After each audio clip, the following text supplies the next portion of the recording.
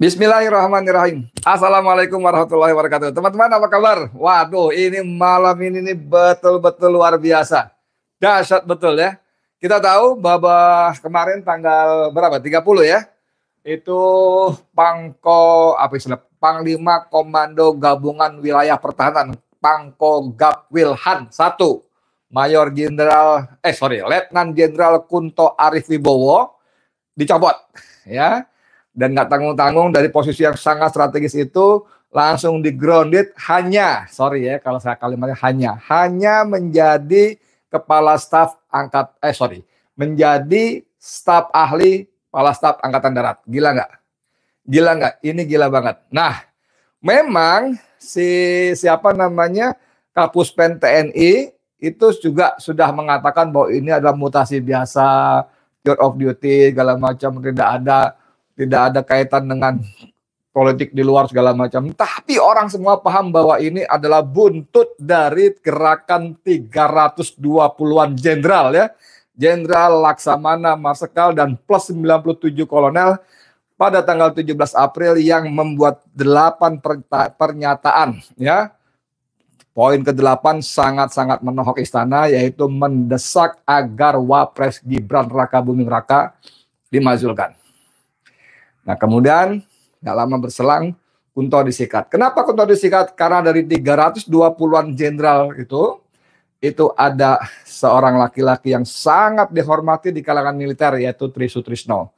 Tri Sutrisno pernah menjadi menteri, istilahnya dulu Menpangap ya, Menhankam Pangat, Menteri Pertahanan dan Keamanan Strip Panglima ABRI ya. Kemudian puncak karirnya Tri Sutrisno menjadi wakil presiden dari Jenderal Soeharto. Itu luar biasa teman-teman. Dan kita semua, saya nggak ngerti, tidak ada orkestrasi, tapi karena kita semua punya kepedulian yang sama, ini sesuatu yang sungguh-sungguh tidak bisa dibiarkan, maka kita semua bunyi ribut. Saya beberapa kali nulis dalam artikel maupun membuat podcastnya. Nah, yang saya sebut dahsyatnya malam ini adalah beredar kabar bahwa ada surat dari Panglima TNI yang membatalkan pencopotan Kunto dari posisinya Pangkogap Wilhan 1 menjadi staf ahli kepala staf angkatan darat. Dibatalkan. Gila nggak?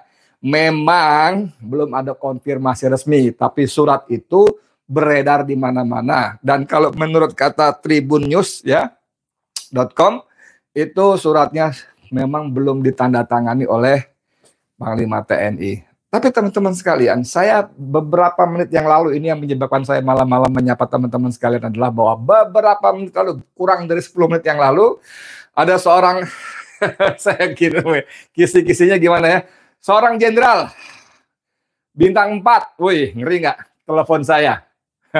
Telepon saya, dia mengkonfirmasi bahwa surat itu benar dan pembatalan pencopotan Kunto adalah benar adanya. Saya bilang, gila nih kalau benar begitu gila. Artinya, berarti bahwa ketika Kunto dicopot, itu Prabowo tidak tahu.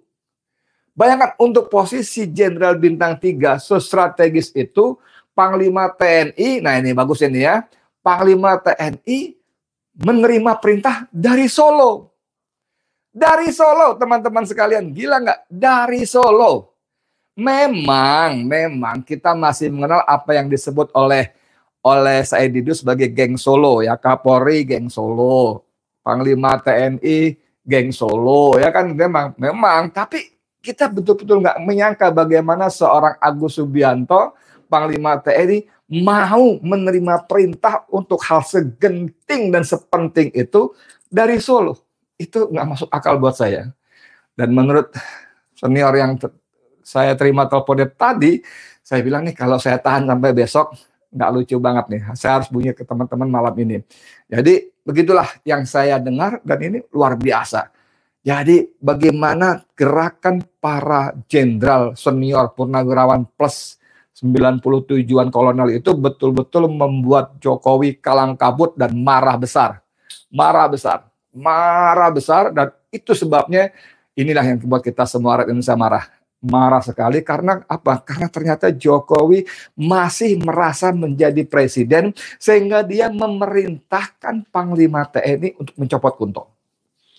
Dan yang membuat kita tambah marah lagi bagaimana Panglima TNI mau menerima perintah dari Solo. Padahal jelas-jelas Panglima TNI punya atasan yang namanya presiden.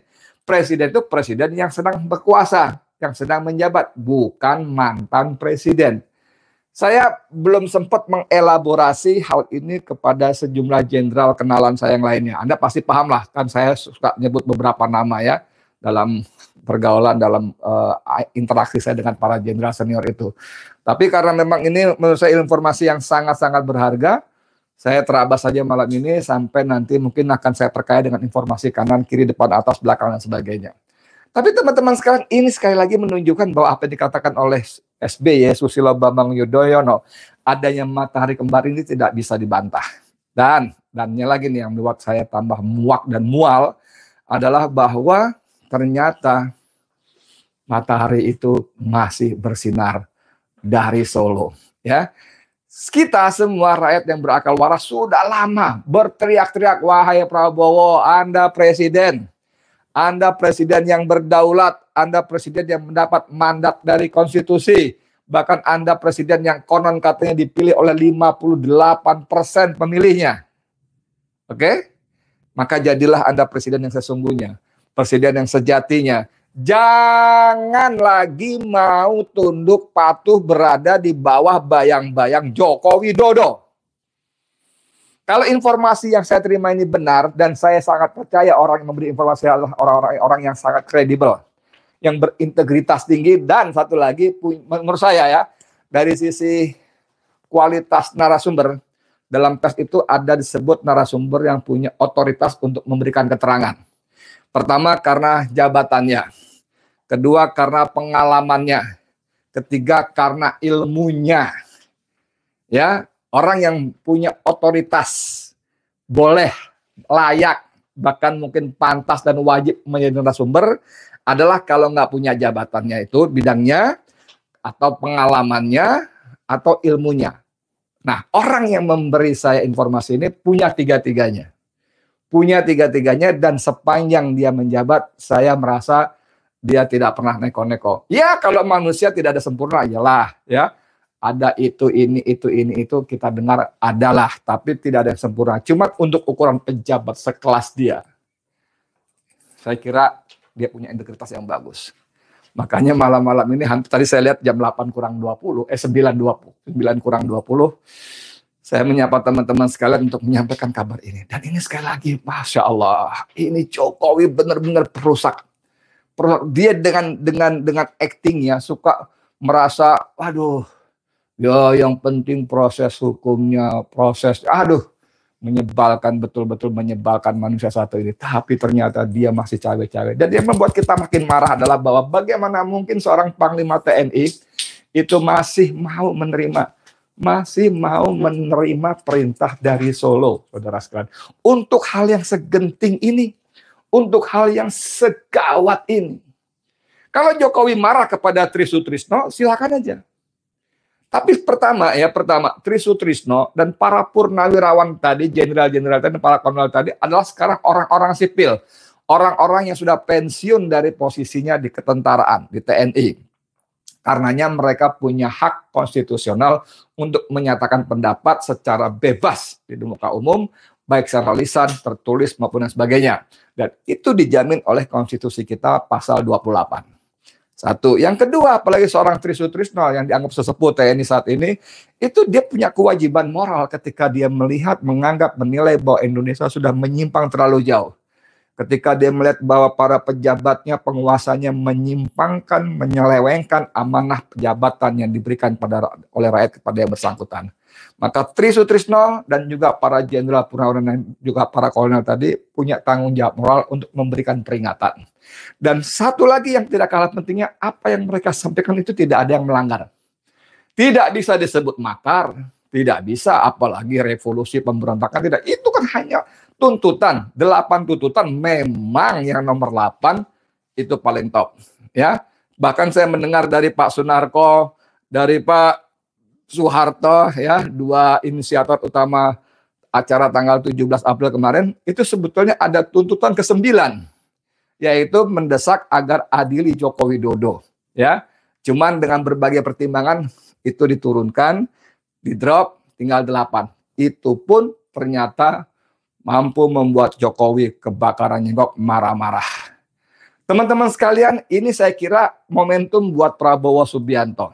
Ya, dia menurut saya, dia harus merasa ditelikung oleh Joko Widodo. Kalau bahasa Jawanya ngono ya ngono nengojo ngono, ya, bahwa dia menghormati Joko Widodo sebagai mentornya, dia menghargai Joko Widodo sebagai orang yang sangat berjasa mengantarkannya pada posisi sekarang sebagai presiden ke-8. Itu iya. Karenanya dia marah-marah betul kan ketika dia mengatakan ada orang-orang yang berusaha memisahkan dia dengan Joko Widodo. Dan dengan serampangan Prabowo mengatakan bahwa orang-orang itu orang-orang yang tidak suka pada Indonesia. Saya marah sekali dengan ucapan Prabowo waktu itu. Karena saya dan banyak warga Indonesia yang berpikir waras, berpendapat seharusnya Prabowo menjadi presiden yang mandiri, berdaulat. Ya, kalau Prabowo terus mikul dhuwur mendem jero kepada Joko Widodo, ya, saat ini, detik ini, peristiwa Kunto ini harus menjadi momentum bagi Prabowo untuk sepenuhnya lepas dari Joko Widodo.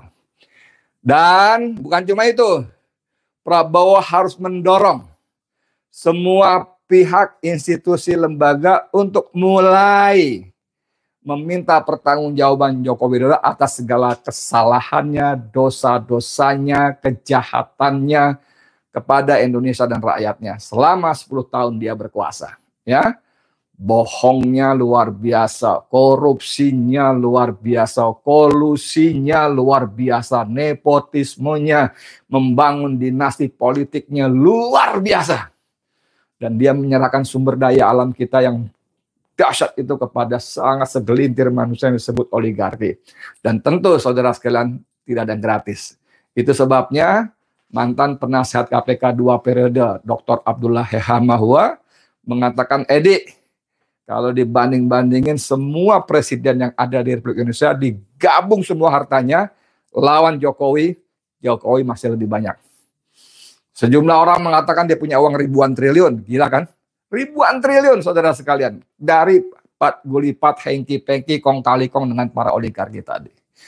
Kembali ke soal tadi, teman-teman sekalian yang saya hormati, Prabowo, betul-betul saya berharap sebagai warga negara, saya berharap walaupun saya tidak memilih Anda pada Pilpres kemarin, saya sungguh-sungguh berharap Anda sekarang presiden yang berkuasa.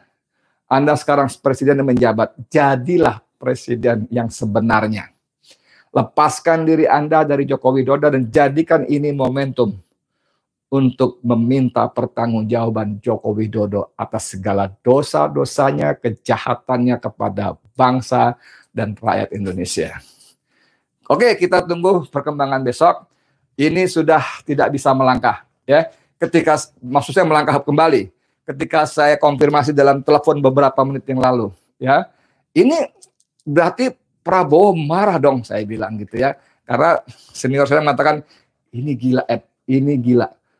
Panglima TNI menerima perintah dari Solo. Ini gila sekali. Sangat gila. Lalu saya bilang, jadi Wowo marah sekali dong. Saya bilang Wowo tadi kan. Wowo marah sekali. Dia bilang, ya marahlah, buktinya sampai Kunto dikembalikan pada posisinya itu menunjukkan Prabowo sangat marah. Nah, kita lihat satu hari besok ini, detik-detik ini, apakah dari Kapuspen, dari TNI, ya, dari TNI penerangan, pusat penerangan TNI akan ada penjelasan resmi, atau bahkan langsung dari dari Panglima TNI-nya. Ini memang harus diklirkan segera. Dan kita tunggu Jokowi, ini saatnya. Dia telah cross the red line, dia telah melintas, menabrak garis demarkasi yang sungguh-sungguh sangat tabu, ya. Sebagai mantan presiden, dia cawe-cawe terlalu dalam. Cawe-cawenya terlalu dalam dan yang membuat kita sesak napas. Membuat kita marah adalah bahwa bagaimana Panglima TNI masih mau menerima perintah dari Solo. Teman-teman sekalian, saya selalu mengajak kita berdoa pada Allah SWT agar Allah mengampuni dosa-dosa kita dan Allah membantu kita menyelamatkan Indonesia. Beri ya Allah Prabowo keteguhan hati, ketetapan hati dan keberanian untuk lepas dari Jokowi dan mendorong Jokowi dihukum dengan hukuman yang sangat setimpal. Amin ya rabbal alamin. Saya Edi Mulyadi untuk Indonesia lebih baik. Assalamualaikum warahmatullahi wabarakatuh.